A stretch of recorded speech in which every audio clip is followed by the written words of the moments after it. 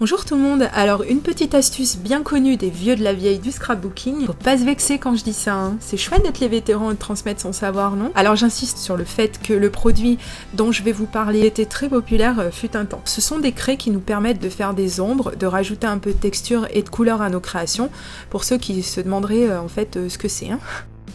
En regardant où on pouvait se procurer ce matériel, j'ai remarqué qu'en fait on les trouve difficilement maintenant, et hors de France, et donc ça revient hors de prix. Et comme il existe une astuce, alors qui n'est pas de moi, hein, je le précise, pour avoir un résultat un peu similaire, je me suis dit que j'allais vous montrer tout ça en vidéo, ou vous la rappeler hein, pour ceux qui la connaissent, parce que ça donne vraiment un joli rendu aux créations. Comme on le voit, ce sont des petits godets contenant une sorte de craie qu'on utilise avec un applicateur et des petits pompons de plusieurs tailles. Personnellement, je possède la version irisée, mais il en existe des mates et puis d'autres sortes aussi, je crois. Dans la technique que je vais utiliser, il faudra de l'encre aux propriétés collantes du genre de la Versamark et des tampons. Je vais utiliser un tampon texte et un tampon plein, entre guillemets.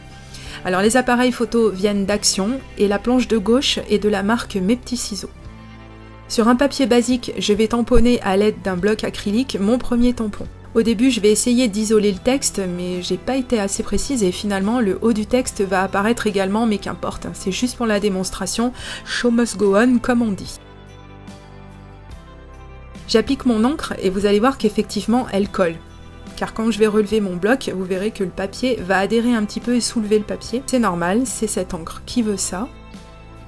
Alors évidemment on voit pas grand chose hein, parce que tamponner du transparent sur du blanc, bah ouais tu m'étonnes qu'on voit rien du tout. Mais bon, avec le reflet on voit le côté mouillé du tamponnage et qu'effectivement j'avais bien mis de l'encre sur le texte. Et hop, c'est parti pour la démonstration. Alors je prends l'applicateur, un petit pompon, je prélève de la craie et je viens l'appliquer tout simplement sur le tamponnage. Ça se voit hein, que j'hésite à faire des mouvements de va-et-vient de gauche à droite, alors je commence par tapoter doucement.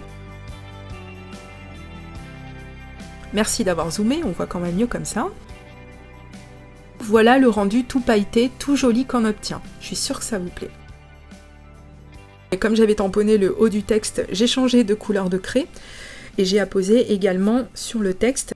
Comme il y a des paillettes qui n'ont pas été fixées, je les balaye avec un petit pinceau de maquillage que j'avais gardé exprès pour ça. Je m'en servais plus, alors je l'ai recyclé à cet effet. Quand je vous dis qu'on peut avoir du maquillage dans son scrap, hein, et je continue avec la même technique, le même matériel pour le motif plein appareil photo pour vous montrer. C'est chouette, même si ça déborde un peu, ça crée un halo vraiment mignon, vous trouvez pas? J'ai tourné mon papier, je vais refaire la même chose à la différence près que je vais utiliser une vieille palette de maquillage cette fois-ci.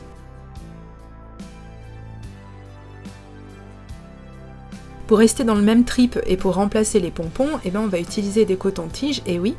Mais là, je vais prendre le vieux pinceau qu'il y avait dans la palette.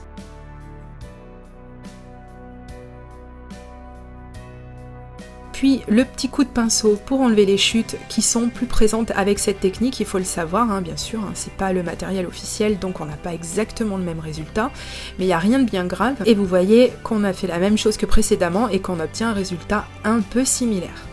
J'ai tamponné l'appareil photo pour mener le test dans les mêmes conditions et je passe l'ombre à paupières dessus à l'aide d'un coton-tige et je vais même appliquer 2 teintes.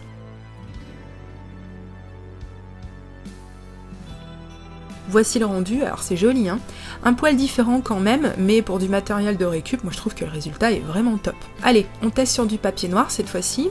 Je recommence, je tamponne de nouveau avec de la Versamark mon motif appareil photo et je passe de la craie dessus. Autant vous prévenir que le résultat sera moins prononcé que sur du papier clair, ce qui est bien normal. C'est un effet qu'on peut vouloir obtenir et une technique à connaître. On voit mieux le motif par reflet avec la lumière d'ailleurs. Puis pareil avec les tampons Mo, j'adore, ça brille, je suis fan.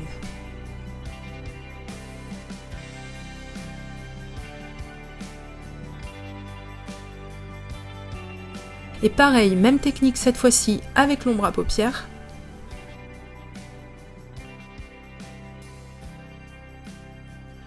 Je vous montre rapidement le résultat et j'enchaîne avec le tampon Mo.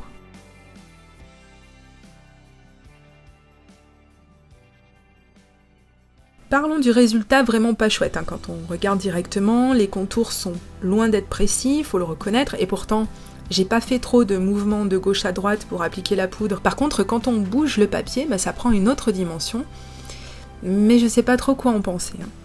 Cette fois-ci, je vais tester sur du papier ni noir ni blanc pour voir, hein. Oui, tant qu'on y est, autant tester jusqu'au bout.